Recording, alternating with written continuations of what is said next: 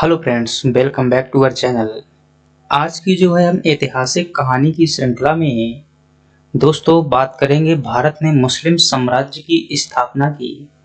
किस प्रकार से भारत में मुस्लिम साम्राज्य की स्थापना हुई, किस प्रकार से दिल्ली सल्तनत की शुरुआत हुई और किस प्रकार से भारत में एक नवीन राजवंश और कला संस्कृति की स्थापना हुई।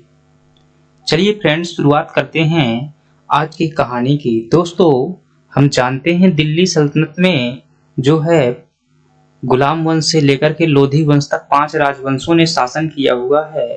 परंतु हम जो है आज की इस वीडियो में एक कहानी के रूप में इतिहास को समझने के लिए केवल गुलाम वंश की बात करेंगे, उसके बाद अगले राजवंश की बात करेंगे।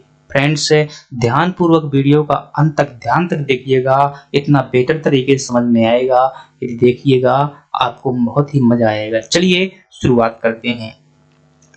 थोड़ा सा दोस्तों समझिएगा बात को कि जो व्यक्ति आपके सामने दिख रहा है ये कौन है? मोहम्मद गौरी है।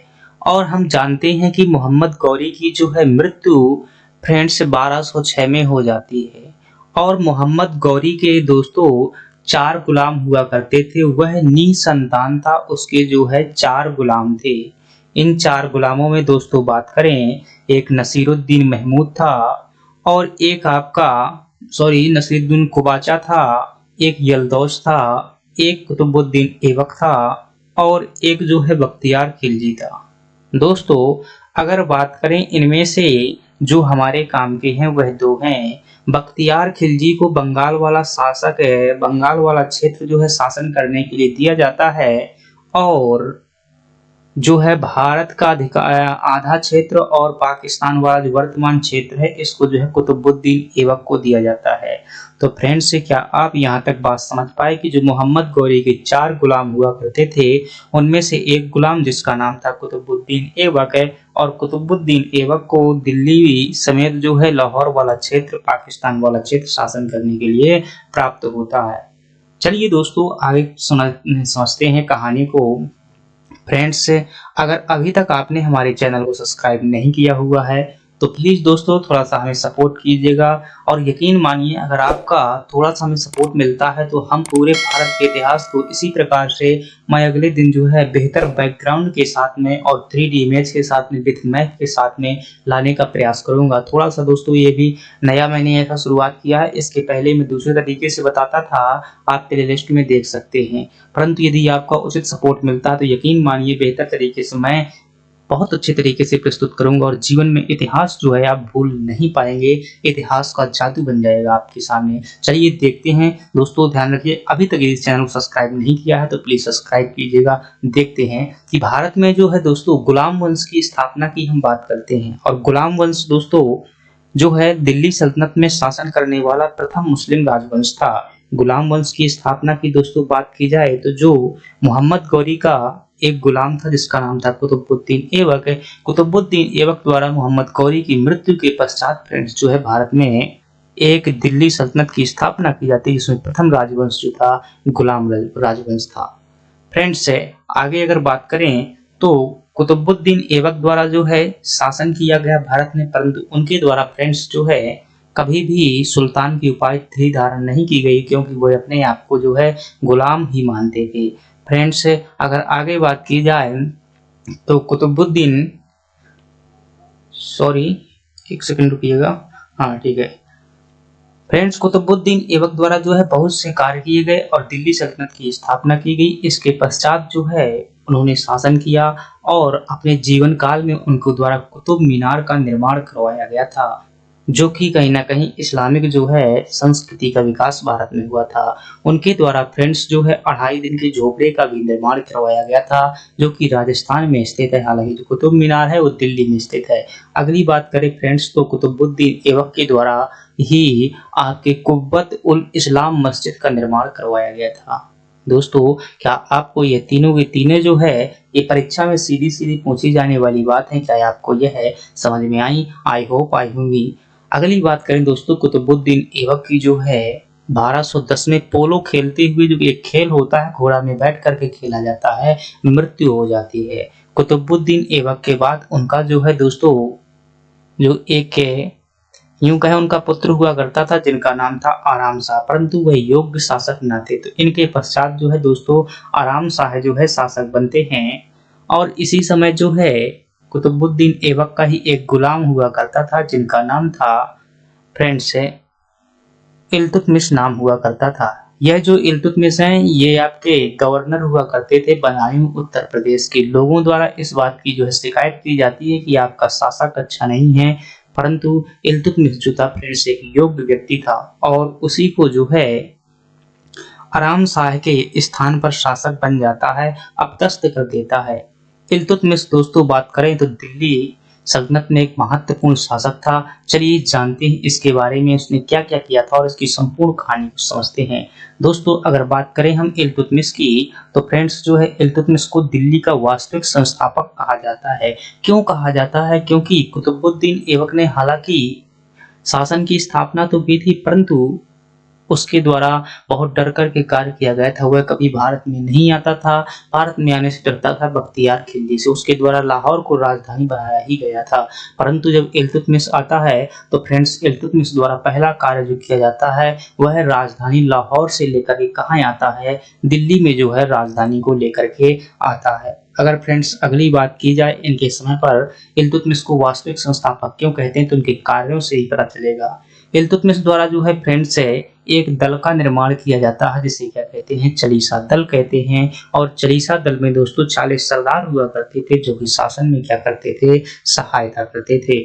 फ्रेंड्स अगर इल्तुतमिश की बात की जाए तो इल्तुतमिश द्वारा जो है 2 सिक्के चलवाए गए थे, जो एक का नाम था जीतल और एक का नाम था टंका। टंका दोस्तों चांदी का सिक्का हुआ करता था और जीतल जो है तांबे का सिक्का हुआ करता था। फ्रेंड्स इनके समय पर अगर अगली बात की जाए तो इन्होंने जो है साम्राज्य को एकीकृत करने के लिए एकता प्रणाली चलवाई थी। एकता प्रणाली की बात की जाए दोस्तों जिस प्रकार से अकबर ने मनसबदारी व्यवस्था आगे चल करके चलाई, वैसे ही समझ लीजिएगा कि एकता प्रणाली हुआ करती थी। इसके अलावा दोस्तों इन्हें जो है इल्तुतमिश को खलीफा द्वारा उपाधि भी दी गई थी, जो सुल्तान की उपाधि दी गई थी और उन्हें सुल्तान की उपाधि धारण की गई। यह प्रश्न भी आपसे पूछा जाता है कि दिल्ली सल्तनत का प्रथम शासक कौन था जिसने सुल्तान की उपाधि धारण की थी, तो वो कौन था?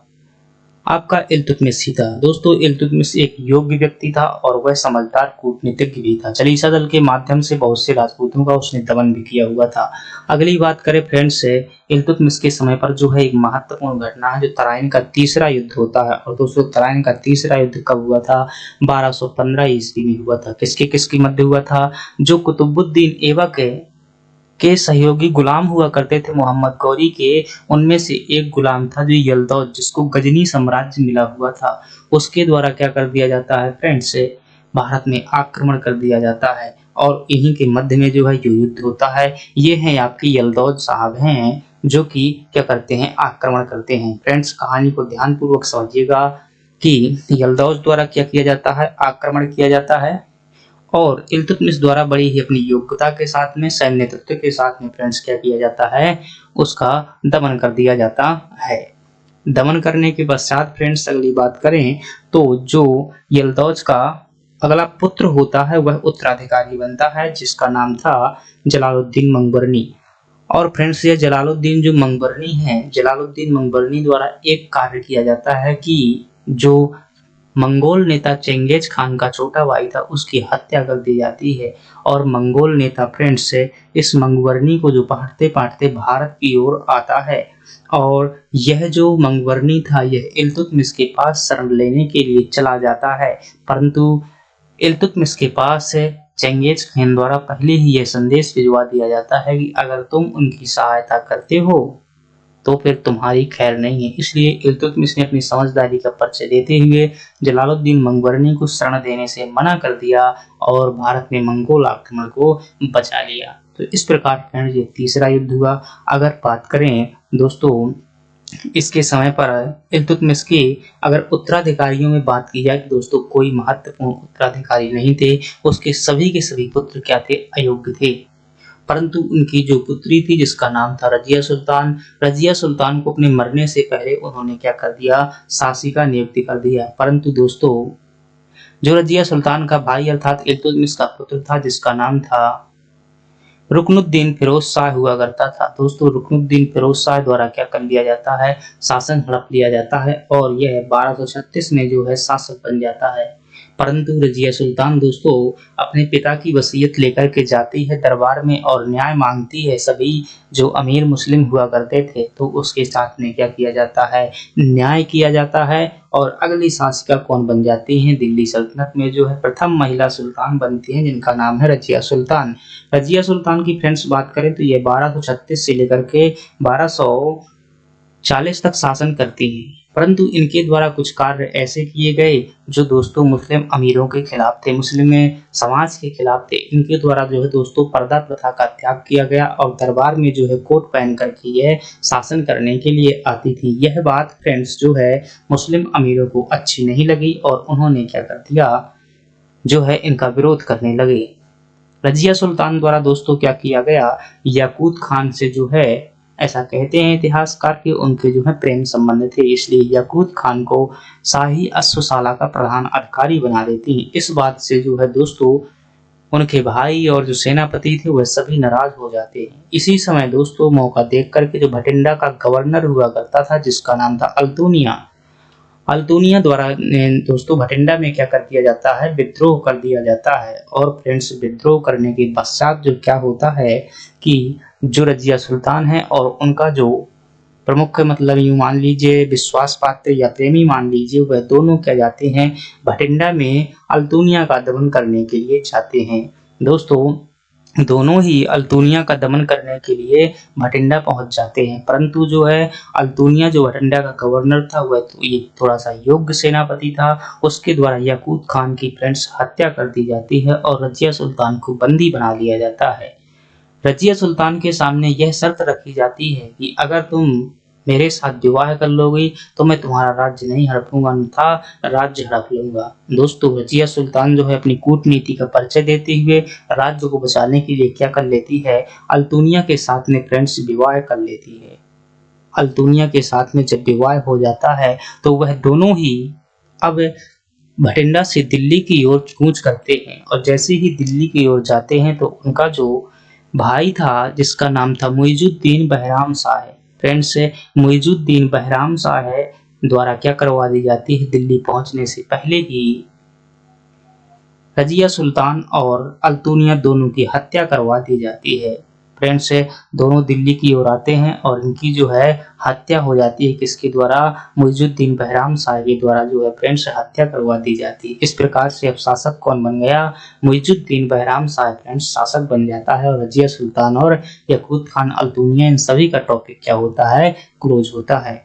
अगली फ्रेंड्स अगर बात की जाए तो जो जो मुइजुद्दीन बहराम शाह था, मुइजुद्दीन बहराम शाह शासक बनता है और शासक बनने के पश्चात उसके कोई कुछ खास विशेष कार्य नहीं रहते हैं। इस प्रकार से अगला उत्तराधिकारी दोस्तों बनता है अलाउद्दीन मसूद शाह शासक बनता है, परंतु इनके भी कोई खास कार्य में याद करने लायक नहीं है। दोस्तों अगली बात करें अगर तो अगला शासक हमारे सामने जो आता है नसीरुद्दीन महमूद शाह आता है और नसीरुद्दीन महमूद शाह द्वारा जो अपना नायब ए मुमलिकात यानी कि प्रधानमंत्री किसे बनवाया जाता है, गयासुद्दीन बलबन को जो है अपना प्रधानमंत्री बनाया जाता है। कालांतर में गयासुद्दीन बलबन ने क्या किया फ्रेंड्स, इसकी हत्या करके जो है शासक बन गया। अगर गयासुद्दीन बलबन की बात की जाए दोस्तों तो 1266 से लेकर के लगभग 1288 तक जो है शासन करता है। फ्रेंड्स गयासुद्दीन बलबन जैसे ही गद्दी पर बैठता है, शासन करता है, तो उस पर जो है बहुत सारे आरोप लगते हैं कि तुम क्या हो, नीच कुल के हो और जो है शासन नहीं कर सकते हो। इसलिए अपने आप को श्रेष्ठ साबित करने के लिए, उच्च राजवंश का साबित करने के लिए कई उसके द्वारा जो है बहुत से सिद्धांत दिए जाते हैं, जिसे क्या कहते हैं, बलबन का राजत्व सिद्धांत कहते हैं। उसने क्या क्या अपनी थ्योरी, चलिए बात करते हैं दोस्तों। जब हम उसके सिद्धांतों में अगर बात करेंगे तो उसके जो पहला उसने कार्य किया कि अपने दरबार को जो है दोस्तों ईरानी परंपरा के अनुसार लगाना शुरू किया, क्योंकि उसने अपने आप को क्या कहा कि मैं नीच कुल का व्यक्ति नहीं हूँ। राजा बनना जो है किसी गरीब और नीच कुल के व्यक्ति का बात नहीं है। जो ईश्वर होता है वह श्रेष्ठ कुल के व्यक्ति को ही क्या करता है, राजा बनता है। और मैं श्रेष्ठ कुल का हूँ, मेरे वंशज जो है ईरान के अफरासियाब वंश के वंशज थे मैं उन्हीं का वंशज हूँ और उस बात को पूरी करने के लिए दोस्तों ईरानी परंपरा के अनुसार अपने शासन का दरबार लगाना शुरू कर देता है और जो भी ईरान में राजा महाराजाओं की परंपरा चला करती थी उन्हीं को फॉलो करने लगता है। इसके द्वारा फ्रेंड्स नवरोज जैसे उत्सव भी मनाए गए और जो भी वहाँ की परंपराएं होती थी उनको भी फॉलो किया गया। अगली बात करें दोस्तों तो बलबन द्वारा क्या किया गया कि जिस प्रकार से ईरान में अपने खतरनाक क्या होते थे अंगरक्षक होते थे वैसे ही अंगरक्षक इसके द्वारा भी रखे गए। दोस्तों अगर अगली बात करें तो इसने जो है बलबन ने अपनी बात मनवाने के लिए जो छोटी-छोटी बातों के लिए बहुत कठोर दंड दिया करता था। तो पता चला कि दरबार में इसने क्या हंसी मजाक करना सब बंद करवा दिया था। इस प्रकार से कार्तिकेय बलबन के समय पर इसी के द्वारा दोस्तों लौह एवं रक्त की नीति अपनाई गई थी। ये कई बार प्रश्न पूछा जाता है कि लौह एवं रक्त की नीति किसके द्वारा अपनाई गई थी, तो क्या बताएंगे बलबन के द्वारा बताई गई थी। फ्रेंड्स अगर आगे बात की जाए तो बलबन के पश्चात दोस्तों जो है कोई खास शासक नहीं रहते हैं, बहुत छोटे-छोटे शासक रहते हैं। एक और बात दोस्तों की गई थी बलबन द्वारा, मैं यहाँ पर बता देती हूँ कि बलबन द्वारा दोस्तों जिस चालीसा दल का पहले बलबन सदस्य हुआ करता था उस चालीसा दल को क्या कर देता है, समाप्त कर देता है, क्योंकि वह जानता था कि चालीसा दल द्वारा जो है राजाओं के बदलने का कार्य जो है बहुत गुप्त तरीके से होता है, इसलिए उसने चालीसा दल का क्या कर दिया था, अंत कर दिया था। फ्रेंड्स बलबन के बाद जो शासक बनता है कैकूबाद बनता है, परंतु इनके समय पर कोई विशेष कार्य नहीं हुए। अगली अगर बात करें तो कैकूबाद रहता है। फ्रेंड्स क्यूमर्स के पश्चात जो है उनका जो क्यूमर्स का एक सेनापति हुआ करता था उसका नाम था दोस्तों जलालुद्दीन। मलिक फिरोज नाम था और उसके द्वारा क्या कर दी जाती है, हत्या कर दी जाती है इस वंश के अंतिम शासक की और जलालुद्दीन खिलजी द्वारा जो है खिलजी राजवंश की स्थापना की जाती है। तो इस प्रकार से दोस्तों हमने क्या समझा, इस प्रकार से हमने दोस्तों भारत के इतिहास के अंतर्गत दिल्ली सल्तनत में जो है गुलाम वंश की कहानी को समझा। दोस्तों अगर आपको यह कहानी अच्छी लगी है तो प्लीज़ वीडियो को लाइक कीजिएगा, सब्सक्राइब कीजिएगा और कमेंट बॉक्स में थोड़ा सा दोस्तों सुझाव जरूर दीजिएगा क्या आपको यह कहानी अच्छी लगी है, अगर नहीं लगी है तो क्यों नहीं लगी है और उसमें सुधार के लिए क्या क्या मेरी कमियां हो सकती हैं प्लीज़ जरूर बताइएगा, ताकि क्योंकि मैं अभी ये जो है पहला है मेरा, इसके बाद जो है मैं थोड़ा सा और सुधार करूंगा, इफेक्ट यूज करूंगा, बहुत बेहतर करूंगा, लेकिन मानिए परंतु थोड़ा सपोर्ट की हो सकता है। चलिए बंद करते हैं, धन्यवाद।